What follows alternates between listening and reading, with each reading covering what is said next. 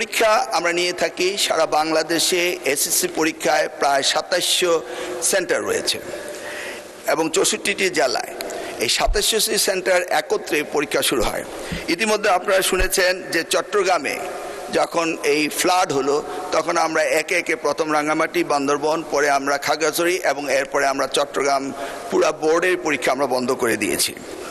আমরা লক্ষ্য করেছিলাম বৃষ্টি হচ্ছিল এবং আমরা মনিটরিং করছিলাম। সেই সাথে মনিটরিংয়ের সময় আমরা ৬৪টি জেলার এসপি এবং ৮টি বিভাগীয় কমিশনার এবং প্রত্যেকটি বোর্ডের চেয়ারম্যান, ইউনো সকলের সাথে আমরা কথা বলেছি এবং ওয়েদারম্যান আমরা ব্রডকাস্টিংয়ের জন্য তাদের সাথেও কথা বলেছি। তারা বলল যে বৃষ্টি হবে না, সেই কথাটি তারা বলেছে। বিকেল ৫টা পর্যন্ত আমরা বসে থেকে সিদ্ধান্ত নিলাম যে সকলেই বলল যে ওয়েদার ভালো হবে, সেই জন্য আমরা পরীক্ষা রেখেছি। সকালে ঘুম থেকে উঠেই দেখতে পেলাম কুমিল্লা সরকারি মহিলা কলেজের মাঠ পানিতে ভরে গিয়েছে।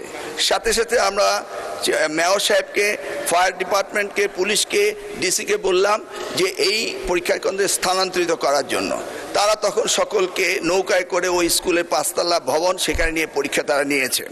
আমরা সেটা দেখেছি তাদের দুর্ভোগ। তাছাড়া বাংলাদেশে, সারা বাংলাদেশে আমরা ডিসিদের সাথে কথা বলেছি এবং ইউনিয়নের সাথে তারা বলেছে যে কোথাও পরীক্ষা কোনো রকম দুর্যোগ ঘটেনি, একটি শুধু কুমিল্লা মহিলা কলেজে ঘটেছে। এবং সেই সাথে ফিজিক্সের প্রশ্ন ৬ এবং ৭ এই দুইটি প্রশ্ন ভুল হয়েছে। মাননীয় স্পিকার, আমরা দায়িত্ব পেয়েছি মাত্র ৪ মাস। কোশ্চেন মডারেটর, আগের কোশ্চেন মডারেটর কোশ্চেন করেছিল। আপনি জানেন যে কোশ্চেন মডারেট করতে হলে এই প্রক্রিয়াটি ২ বছর আগে থেকে শুরু করতে হয়। আমরা এসে কোনো কোশ্চেন তৈরি করতে পারিনি। বিগত গভর্নমেন্টের যে মডারেটর ছিল তারাই কোশ্চেন করেছে। তবুও আমরা তাৎক্ষণিকভাবে ঘোষণা দিয়েছি যে ফিজিক্সের ৬ এবং ৭ দুইটি কোশ্চেন ভুল হয়েছে, সেটাকে আমরা ফুল ক্রেডিট দিয়ে দেব, সেটা আমরা বলেছি। এবং পরীক্ষা যথাযথ হচ্ছে কিনা সেইভাবে সাহায্য সহযোগিতা করার জন্য আমরা সকলকে প্রস্তুত রেখেছিলাম। আজকেও আমরা সারাদিন কথা বলেছি এবং প্রত্যেকটি আমাদের সাথে যারা স্টেক হোল্ডার রয়েছেন তারা বলেছে পরীক্ষা সুন্দর হয়েছে, সুস্থ হয়েছে। একটি জায়গায় শুধু কুমিল্লা সরকারি মহাবিদ্যালয়ে এই ঘটনাটি ঘটেছে এবং সেখানে পরীক্ষা সুন্দর হয়েছে।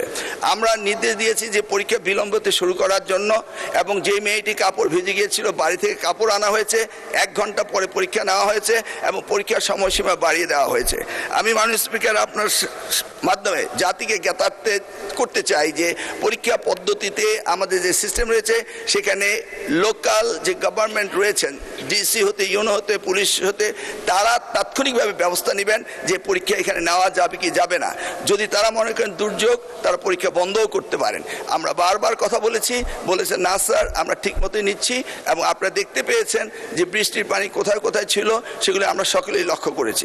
কোমলমতি সন্তানদের জন্য আমাদেরও মায়া রয়েছে মাননীয় স্পিকার, সেই জন্য আমরা সবসময় মনিটরিং করি।